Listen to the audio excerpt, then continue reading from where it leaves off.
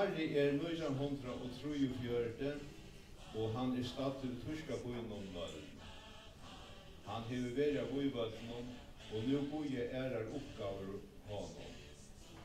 Jo, jeg tåser om Sverre Djurus, personen av Forsvøyne, og som hovedpersonen i bøkene.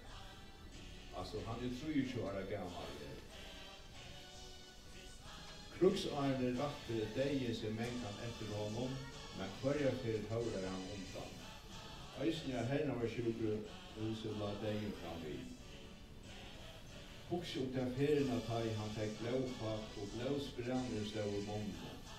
Måtte leggja sina deskkamare, men after hesa fer slutte han deia. Sverre var født i Kollafyr i 1920 og var nast estra 20 sisjo. Da han ført til Danmarskar i 1939 ved papen han bønnelige om ikke affæra til at krutsk var brostig av. Men Sverre ville ikke lusta, ikke krutsk skulle få å håmle affæra.